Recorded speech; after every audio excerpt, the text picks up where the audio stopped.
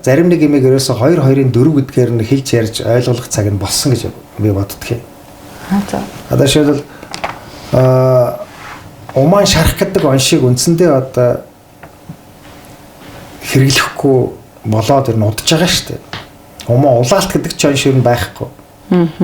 Өрөвсөл гэдэг өөрийнхөө онш ч ер нь байхгүй шүү дээ. Одоо харамсалтай нь яг ийм ойлголтууд нь яваад байдаг. Үндсэндээ жишээлбэл уман хүзүүний өрөвсөл гэж ярил л да. Уман хүзүүний өрөвсөл гэдэг чинь өөрийнхөө ерөнхий ойлголт. Уман хүзүүний өрөвсөл дотор их олон янзын өрөвсөл бий. Тэр эмгэг үүсгчээс хамаарат те. Одоо мөгөнцрийн гаралтай гэдэг бас их ерөнхий. Мөгөнцөр дотор олон янз. Нянгийн гаралтайгт олон янз те. Яг эмчхэн эмнэлгийн газар бол яг тодорхой оншоо тавих хэрэгтэй болохоос танд өрөвсөл байна гэж хэлж болтгоо юм. Хэлэх ёсгүй байхгүй. Харамсалтай нь одоо их олон эмнэлэг, их олон лаборатори одоо тэр эрүүл мэндийн даатгалаарч дамжиж байгаа шинжилгээнүүд нэг тийм улаалт гэсэн онштой, өрөвсөл гэсэн онштой, шархлаа гэсэн онштой тоонууд яваалаа лээ. Энд бол зүгээр харамсаж байна. Одоо 21 дугаар зуун болчиход байгаа чинь тэр 50 жилийн өмнөх юм яриад иж болохгүй. Энд чинь ийм ч онш тавих юм бол оншоо тавих л ёстой байхгүй. Танд яг тийм өвчин байна гэж те. За өрөвсөлгээ бодчих зүгээр ерөнхий ойлголтоор уман озоны өрөвсөлгс тэр чинь угаасаа улаад гэх. Өрөвсөл байгаа газар улаан байдаг те.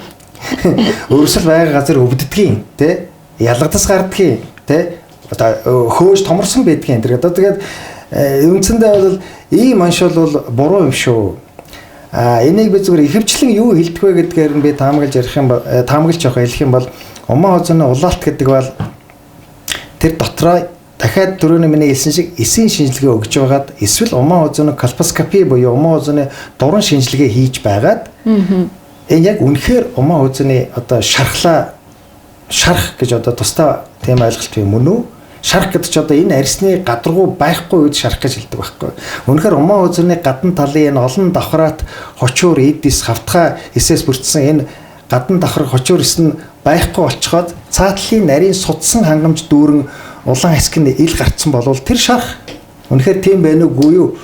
Тийм тохиолдолд уман озоны одоо жинхэнэ эрози гэж одоо хэлдэг. Тийм тохиолдол бол тэгээд яаж эмчлэх үү? Эсийн талаас өөрчлөлттэй байна уугүй юу гэж ингэж ярьдаг асуудал юм. Тэгэхээр ингэж ялгаж онцлох нь чухал гэж хэлээд байхгүй. Ихэвчлэн одоо эмнэлгийн хэлтэнд псевдоэрози буюу одоо тийм хуурамч шархлаа гэдэг яг ингээ магчлаад орчуулвал хэлэх юм байна.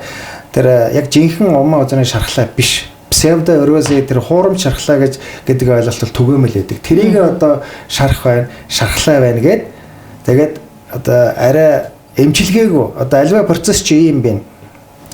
Хүн чинь ингээд байнгын ширээ сандал шиг одоо энэ стакан шиг байгаад байхгүй шүү дээ. Тэг тусмаа эмхтэй хүний нөхөн өрчхөө одоо ер нь байнгын энэ чинь нөхөн төлжих, гуйжих, нөхөн төлжих процесс явагдаж байна. Байнгын яг нэг процесс нэг хэвэндээ байгаад байхгүй шүү дээ. Тэр өөрөө эдгэрэх юм ёстой юм. Жамсаараа тэ өөрөө эдгэрнэ. Хэрвээ төрник шиг миний ярьсан шарах байсан бол тэр чинь өөрөө нөхөн төлжөөд нөхөн одоо эдгэрж явах хэрэгтэй. Тэр процесс энэ амьд процесс аахгүй юу? Энд чинь амьд энэ ширээ сандал биш. Тэгээ яг тэрнтэй нь харьцуулаад яг эмчлэх шаардлагатай байна уу? Эмчлэх хэрэггүй энэ өөрөө угаасаа эдгэрж байгаа процесс байна уу гэдгийг болвол яг уман озоны дурангийн шинжилгээр онцолж болно. Эсийн шинжилгээ дээр үндэслэж бас дүгнэлт гаргаж болно. Энийний дараа л эмчилгээ хийхгүй шийдэх хэрэгтэй юм. Яг зөв номоор явах юм бол гадуур харамсалтай нь одоо бас зарим нэг хувийн эмнэлэгтгээ би шууд хэлчихэ. Зүгээр л наа чи улаалтай шархлаа байна гэж шууд эмчилгээ хийдэг юм шиг байлаа. Шууд л яг зарим нэг нь яг оновчтой эмчилсэн оновчтой болдог байх. Ихэнхдээ бол тэр нөгөө гипер эмчилгээ буюу нэг онцгийн шаардлагагүй эмчилгээ хийгдээд тэгээ нөгөө эмгтэй хүн чинь би өвчтөй байх ёстой гэсэн сэтгхүүн нэг тийм тооцоололтой эмнэлэгд очсон. Хүүх та улаалтай байна, шархтай байна. Наадах чи эмчлээд өгөө гэдэг нэг эмчилгээ хийдэг.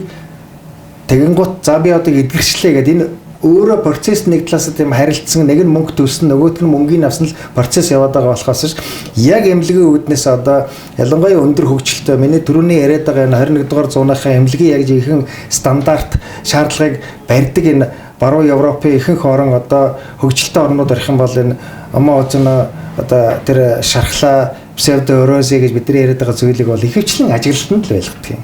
Тэрийг заавал барьж аваад эмчлээд байхгүй. Эсийн талаас эрүүл байх юм бол ажиглалтанд л байж ах хэрэгтэй.